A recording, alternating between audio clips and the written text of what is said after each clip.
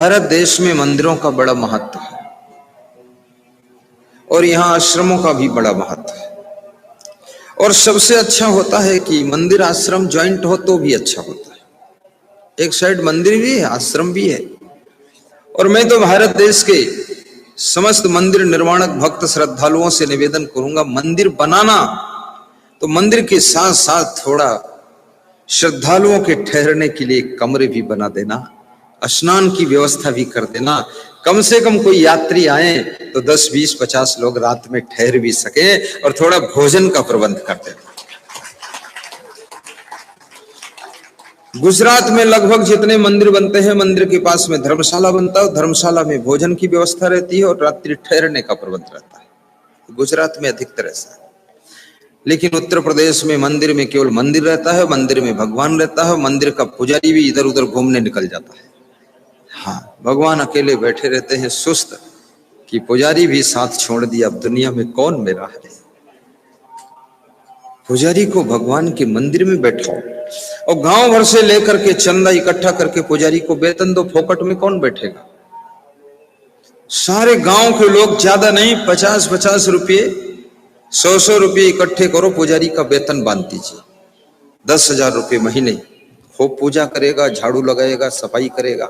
और पुजारी के रहने के लिए भी साइड में एक कमरा हो, पुजारी और पुजारिन और उसके बच्चे भी रहे। और जब फसल आए तो 10-10 किलो अन्न भी उसको दे दीजिए।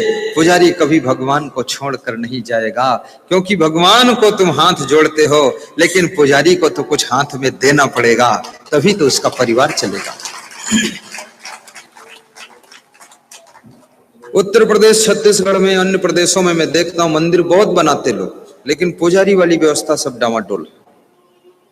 गुजरात और महाराष्ट्र में पुजारी की सेटिंग बहुत अच्छी, मध्य प्रदेश में सेटिंग अच्छी। और अपने घर में भी एक छोटा सा मंदिर बनाइए। उस मंदिर में तुम्हारी जिसके प्रति श्रद्धा हो, गुरु का फोटो रखो, ध्यान लगाओ। और वो ऐसा कमरा हो, बहुत छोटा मत बनाओ, थोड़ा कमरा जैसा हो, उसमें दीवार के पास एक साइड मंदिर, उसी में योग ध्यान भी करो। भगवान के मंदिर का पर्दा बंद कर दो, गुरु जी का वाला, उसी में योग ध्यान करो। और ध्यान के बाद थोड़ा नींद आए तो उसी में सो लो, इष्ट गुरुदेव को याद करके। ऐसी जगह बनाओ और मधुर मधुर उसमें साउंड लगा दो और प्रवचन भी मीठा मीठा सुनो।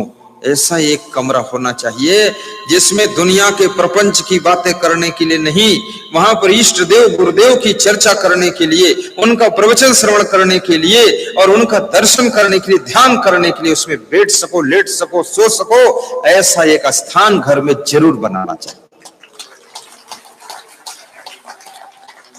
और मन में ठान लो तो बनेगा जरूर।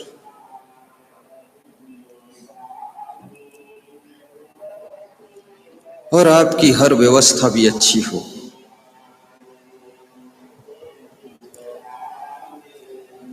नेगेटिव बातों को बार बार याद न कीजिए, पॉजिटिव चिंतन कीजिए, सोच सकारात्मक रखिए। कार्य करने से पहले उसके प्लस माइनस सभी पॉइंटों पर दृष्टि डालिए। हर एंगल पर तुम्हारी नजर जानी चाहिए। व्यवहारिक, पारमार्थिक, धार्मिक, भौतिक कोई भी कार्य करो, उस कार्य को सफल यदि बनाना चाहते हो, बारीक एंगलों से भी इस पर सोचिए और तैयारी में लग जाइए।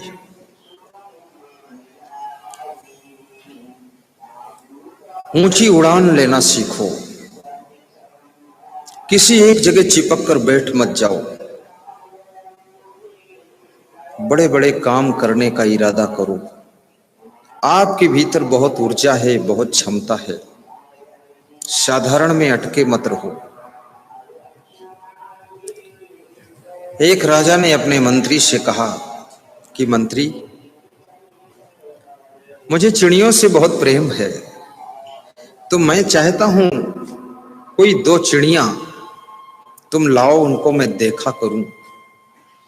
कोई चिड़ियां उड़े तो देखूं, डाल पर बैठे तो देखूं, और उन चिड़ियों की बोली भी सुनूं। तो मंत्री ने कहा ठीक है। मंत्री चिड़ियों की तलाश में लग गया। ढूंढते ढूंढते उसने विचार किया कि कौन सी चिड़ियां ले चलूं। चिड़ियों में भी बहुत सी चिड़ियां हैं, जिसे साधुओं में भी बहुत से साधु है, इसमें भी चुनाव करना पड़ेगा। किस साधु को गुरु बनाऊं? चिड़िया जब विचार किया उस मंत्री ने, तो उसने सोचा कि तोता पंछी, पोपड़ पंछी, सुआ को लाऊं। वो थोड़ा गीत भी गा सकता है, बात भी कर सकता है, कुछ बोल भी सकता है। तो जंगल से 2 सुआ पकड़कर मंगाया। छोटे छोटे बच्चे थे। तो राजा ने कहा, मंत्री जी, ये सुओं को उड़ने की ट्रेनिंग देने वाले को बुलाओ, प्रशिक्षक को बुलाओ, जो अच्छी ट्रेनिंग दे सके, इनको उड़ना सिखाए। तो तोता को उड़ने वाले प्रशिक्षक बुलाए गए। जो सबसे अच्छा प्रशिक्षक था उसको ट्रेनिंग के लिए नियुक्त किया गया। 3 दिन बाद पूछा राजा ने कि मंत्री जी, जो 2 बच्चे आए थे, पोपड़ पंछी तोता, उड़ने लगे कि नहीं उड़ने लगे? बोले, उसमें एक तो उड़ता है और आपके महल की ऊंचाई तक उड़कर चला जाता है और फिर वापस लौट आता है, लेकिन दूसरा जो है अपनी डाल पर ही बैठा रहता है, वो उड़ता ही नहीं। बोले, तो जो डाल पर बैठा रहता है तो अच्छे प्रशिक्षक बोला, उसको भी उड़ना सिखाना। मंत्री ने और प्रशिक्षक ढूंढा विशेष ट्रेनिंग देने के, लेकिन वो दूसरा जो तोता था वो उड़ना ही नहीं चाहता था, उसी डाल पर जकड़े पकड़े बैठा था। 3 दिन बाद फिर राजा ने पूछा कि वो दूसरा तोता उड़ा कि नहीं उड़ा? बोले, वो नहीं उड़ा। उसको डाल से ढकेल भी देते तो उठ के वहीं फिर आकर बैठ जाता है, उड़ता ही नहीं। बोले, इससे भी अच्छे कोई ट्रेनर को बुलाओ जो और अच्छी तरह से ट्रेनिंग दे, उड़ेगा क्यों नहीं। विशेष प्रशिक्षक ढूंढे गए, ट्रेनर आए और उसको बड़ी कोशिश किया उड़ाने की, लेकिन वो तोता उड़ा ही नहीं, वो डाल पर बैठा रहा। मंत्री बहुत परेशान हो गया, क्योंकि राजा का आदेश है, पूरा पालन नहीं हो रहा। राजा ने फिर मंत्री को बुलाया। बोले, क्या हुआ? तो राजा ने कहा कि अगर इसको ट्रेनिंग तुम नहीं दिला सके तो मंत्री तुम योग्य नहीं, कुछ करो तो सही। बोले, एक तोता तो आपकी महल से भी और ऊपर उड़ता है, खूब ऊंचे जाता है, लेकिन ये तोता डाल ही नहीं छोड़ता है। कोशिश करूंगा मैं, कोई और ढूंढता। दूसरा ढूंढा जाकर, तो एक गांव में किसान मिला, खेती बाड़ी करने वाला, भैंस पालने वाला।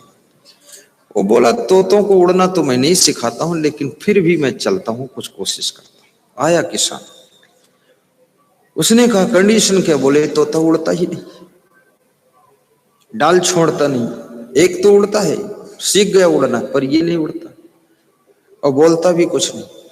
तो किसान ने कुछ और नहीं किया, तोते को उड़ना नहीं सिखाया। जिस डाल पर तोता बैठता था उसने विचार किया कुछ करना पड़ेगा।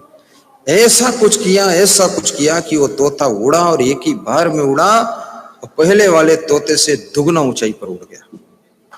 मंत्री खुश हो गया, तालियां बज गईं कि सफल हो गया। मंत्री खुश होकर राजा के पास गया कि दूसरा तोता तो बहुत ऊंची उड़ान कर रहा है, उड़ गया आज। बोले, किसने उड़ाया, किसने सिखाया? बोले, एक किसान आया था। तो किसान को बुलाया राजा ने, तूने क्या कर दिया, उस तोते को उड़ना सिखाया? बोले, मैंने उड़ना नहीं सिखाया, जिस डाल पर बैठता था, चिपका था, उस डाल को मैंने काट डाला, डाल ही नहीं रह गई बैठने की, तो उसको मजबूरी में उड़ना पड़ा।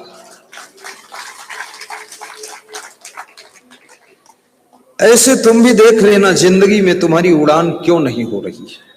कहीं ऐसा तो नहीं किसी डाल पर तुम चिपक कर बैठ गए हो, उसका मोह नहीं छोड़ पा रहे हो। अब कोई ऐसा व्यक्ति आ जाए तुम्हारे जीवन में जो ज्ञान की तलवार को लेकर के तुम्हारी उस डाल को काट दे जिस पर तुम बैठे हो, उड़ते नहीं हो, तब तुम्हारी भी उड़ान शुरू हो सकती है। फिर तुम बहुत बड़ी उड़ान ले सकते हो।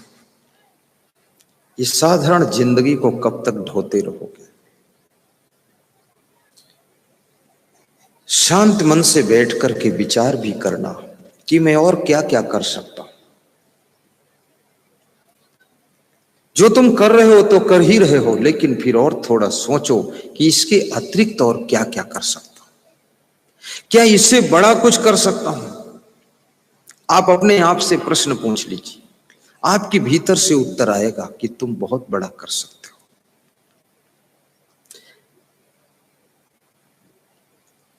तो यदि कोई उत्तर नहीं आता है तो जो करते हो फिर वही करते रहना। अंदर से उत्तर आ जाएगा। बंद करूं कि थोड़ा और सुनो? हैं? सुभाष सिलोदिया खड़े हो ना? मेलखेड़ी, देवास जिला, उधर मुड़ो, मेलखेड़ी, इधर।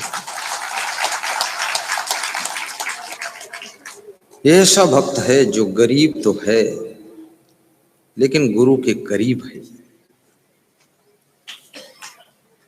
ये मध्य प्रदेश डिस्ट्रिक्ट देवास मेलखेड़ी गांव से आए। एक दिन का प्रोग्राम अभी इनका किया था उज्जैन। आज तुम भी उड़ान भरना थोड़ा। ये मैं आपको कहानी क्यों सुनाया? ये छोटी सी कहानी आपको सिखाती है कि आप भी अपनी जिंदगी की हर फील्ड में ऊपर उड़ो, आगे बढ़ो, बहुत धनवान बनो, गुणवान बनो, महान बुद्धिमान बनो, साधारण बनकर मत जियो। ये कहानी ऐसा आपको सिखा रही है। साहेब बंदगी बोलिए।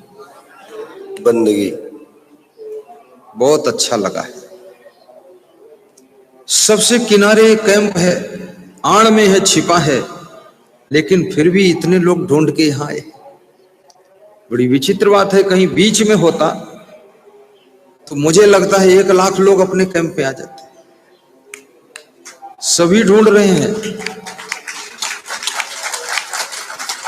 लेकिन मेरा नाम ही असंग है। असंग का संग बड़ी मुश्किल से मिलता है। धन्य हो। बंदे कर ले आप निबेरा, संत कबीर कहते हैं। अपने आप को उन चीजों से छुड़ा लीजिए जिनमें चिपकने से तुमको दुख मिल रहा है। तुम्हारी उन्नति रुकी हुई है, विकास रुका है, सम्मान रुका हुआ है और भाग्य वहीं अटका हुआ है।